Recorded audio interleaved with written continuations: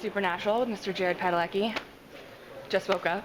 Just woke up. Yeah, it's 3:45, and I did truly just wake up. I had an early morning, 6 o'clock we were shooting, and so I had an hour off, and I face full of pillow. You took a nap, you woke up, you killed some Leviathan, you're good. Yeah. All in a day's work. Some swords, some pillows.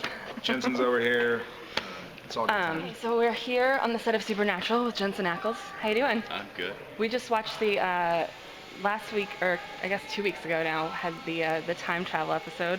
Oh yes, back in the 40s with Mr. Elliot Ness. Yeah, was that fun? It was a lot of fun, absolutely. I think they had a hard time getting me to get out of the outfit there. It was Oh yeah? with the coat and the thing and the hair and the gun, and I was like, I remember I walked out set. Does that mean we have to not That means speak? we're rolling. Whatever, we'll go to this action. Okay. It was. I remember I walked on set and multiple crew guys. And, I mean, we're talking guys that are head to toe Gore-Tex. Generally, most of the time we're filming because we're outside and we're in Vancouver.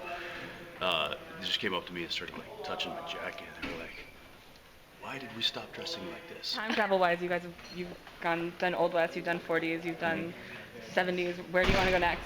What suit do you want to put on next? Medieval times. That's actually, yeah. I think it's about time we. I think it's about time we got back to the swords and the horses, and we'll never do that. It's way too expensive. But that would be fun. Yeah, we've done the 40s. We did the Old West. We're just ticking them off. Yeah. Basically. I don't know. Maybe it might be time to go in the future. Yeah. Hoverboards. Hoverboards. There we go. I'm not sure Dean would be the best hoverboard candidate. Something tells me his balance is not quite what Michael J. Fox's was. No. Ooh, if I get to go back in time, oh man, that's. I mean, that whole flapper era that he got to go back to is pretty rad. I wouldn't mind going back to the 20s and 30s, but I gotta go different. Let's go back to. Do I get to choose the place though? Yeah. This is Supernatural. You guys do whatever. No, I think Sam would do well. In the United States around 1940, 1941, kind of when we started getting involved in World War II. And one of the things I like about my character, who he's always been, is he's been willing to sacrifice his good for the greater good. And I think I've always had a fantasy about being able to do a story that takes place kind of World War II era. And I think it was just from what I've seen and read, it seems like it would have been a strangely wonderful, like bittersweet, granted, but a time when everybody kind of saw each other as a friend, and it wasn't so divisive politically and financially. And so it feels like this common enemy who was the psychopath and his cronies, obviously in Germany, how we all teamed up, and there was a greater good. There was a commonality. Sense of union. Yeah, absolutely, a sense of unity and this episode that's coming up this week, you guys have done some weird stuff on this show, but judging from the preview with the like hyper growing baby and everything, this might be one of the weirder ones. Yeah. Can you tell me a little bit? Can you tease But a little come on, bit we've about had that meta episode? episodes for crying out loud. I mean, there's not much we haven't done or won't do on the show. So, I mean, in a way, that's great because there's not a lot of limitations as to what we can do. We can kill characters and bring them back if we want. We can go into the future. We can have doppelgangers. We can have, it's kind of the possibilities are endless in a way. And Throw everything at the wall and everything sticks? And everything sticks. Not everything, not all the time. We rely on you guys to let us know when they don't stick, and they don't always stick, but you never know if you don't try. So, yes, the one coming up, the Slice Girls, that's the show is lovingly called, is it's a little out there. So it's a bit of a different scenario for Dean. He has a daughter. Comes a knockin'. Daughter comes knocking. Of course, she's about 3 days old, technically, but in reality, she's I think like a 17-year-old, 16. She's just about to turn 16. So,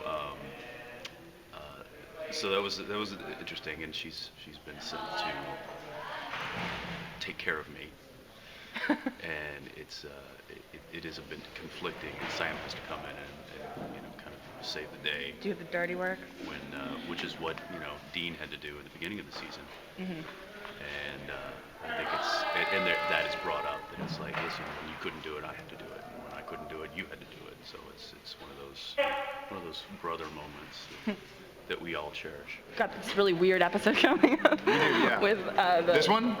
No, well that looks weird too. Oh, but yeah. we were just talking about that. But the Slice Girls episode where Dean becomes a Insta-parent. Yeah, that's right. That's right. What are the implications for Sam there? Because I know it's a tough one for him. We're trying to teach abstinence.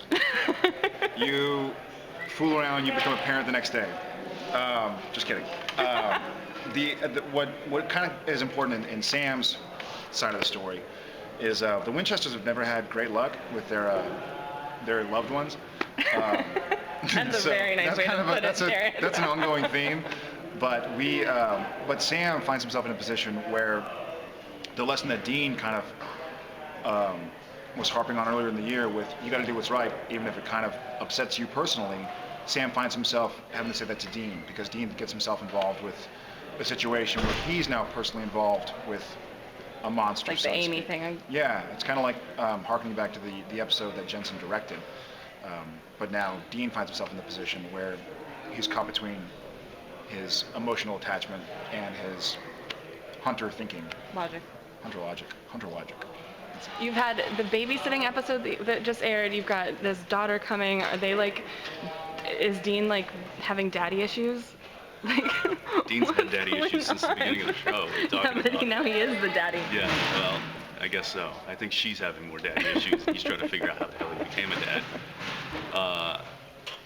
Yeah, no, I mean, it's just one of those things where, when he's faced with, obviously there's not a giant emotional attachment to this person because he doesn't even know her. But just the fact that she exists and he helped create her, yeah, I think is what's pulling on his heartstrings a bit, and she utilizes that, and that's kind of how she lowers his gets his guard down defenses, a little bit. Yeah. So